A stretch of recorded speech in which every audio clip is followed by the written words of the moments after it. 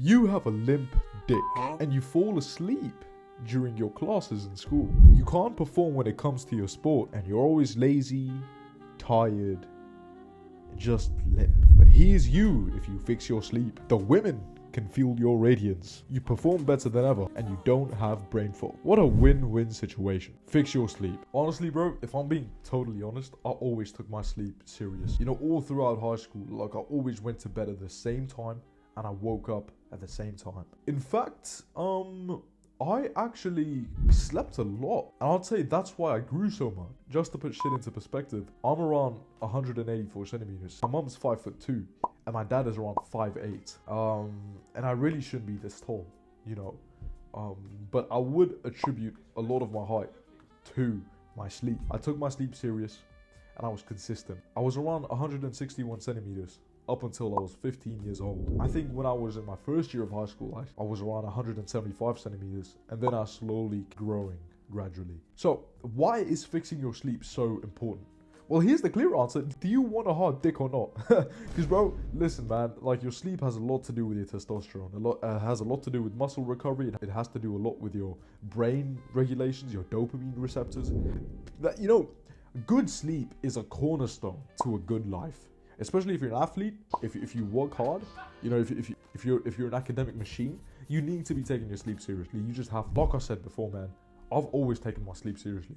But that does not mean that I haven't had bouts in my life where my sleep hasn't been as good. You know what I mean? In around late 2024, right? My sleep was probably the worst it's ever been. You know, I was sleeping at around 11:30, 12, sometimes even 1, bro. Right? And I'd wake up at like 9, 10. And I'd stay in bed and just fucking scroll. Holy shit, that if there was something, like looking back, my mental health wasn't right. You know, my life was just going to shit. And my sleep, man, my sleep suffered a lot in that time. You know, like imagine that. Imagine going to bed at 1 and waking up at like 10. Fuck's sake. My mental health was shit. My sleep was shit.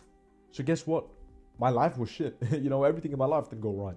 That's when I realized, like, okay, you know what? I need to fix my sleep. Your sleep comes first, bro. You have to fix this shit. If you can't live a good life off of a bad night's of rest.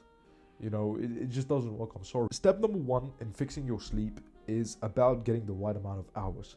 And good, let's define good sleep. Okay, a lot of people think good sleep is having 9 hours or 10 hours. You're wrong.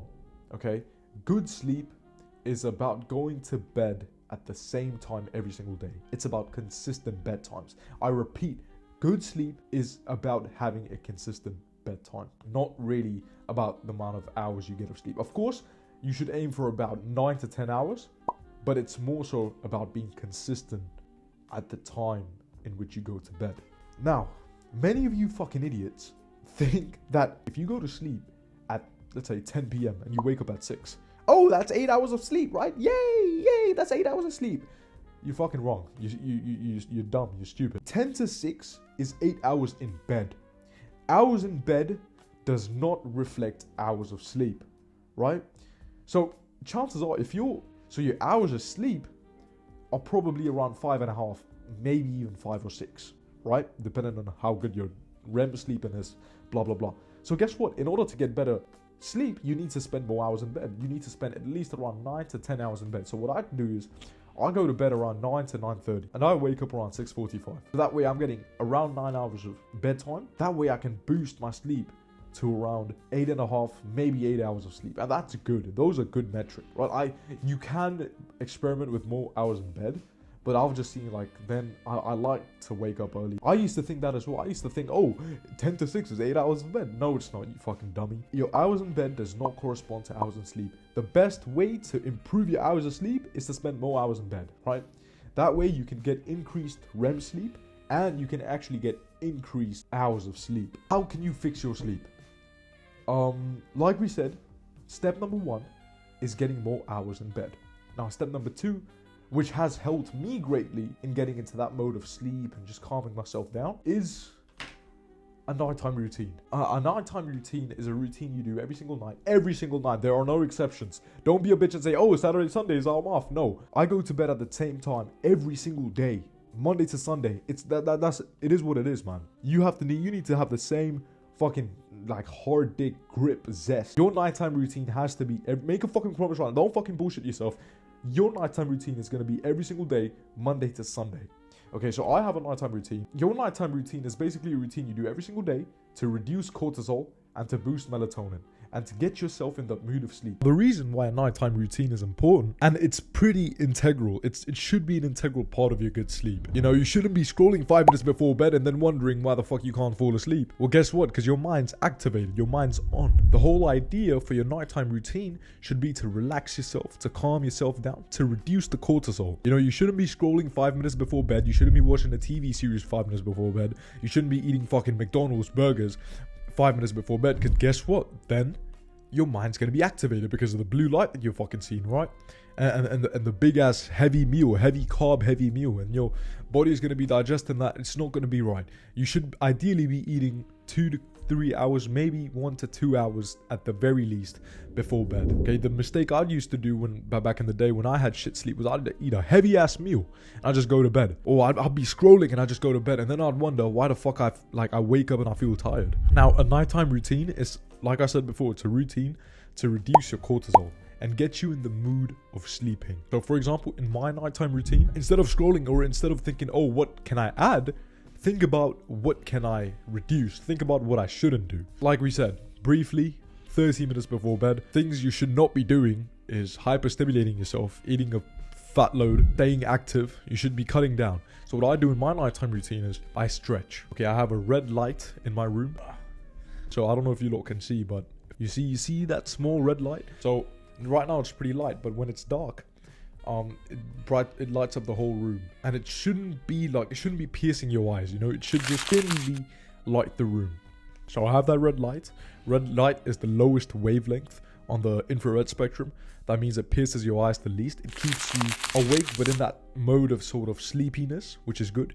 You stretch, you listen to some calming music, you stretch. That's something you can do as well. Just read a couple chapters, just to something, maybe pray if you need to.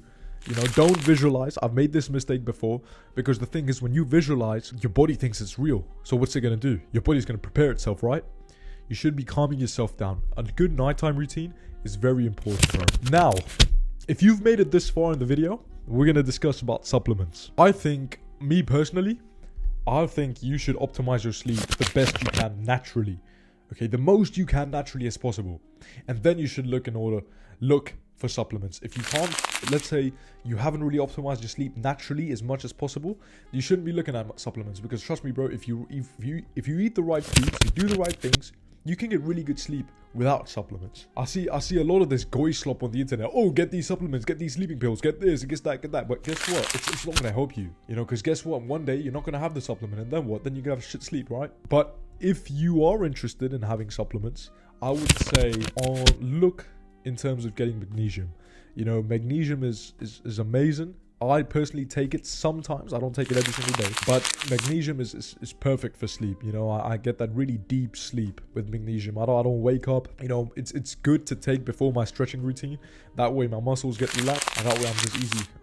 It's easy for me to doze off. You should be experimenting with about 200 to 300 milligrams every single day for sleep. Then you can add foods such as a kiwi, maybe some peanuts, almonds. All of these foods, they produce melatonin in your body, which makes you sleep faster and stay asleep. And lastly, maybe, I've not done this, you know, I don't do this very regularly, but let's say you have a big event tomorrow and you can't fall asleep. So take melatonin, like the actual pills of melatonin.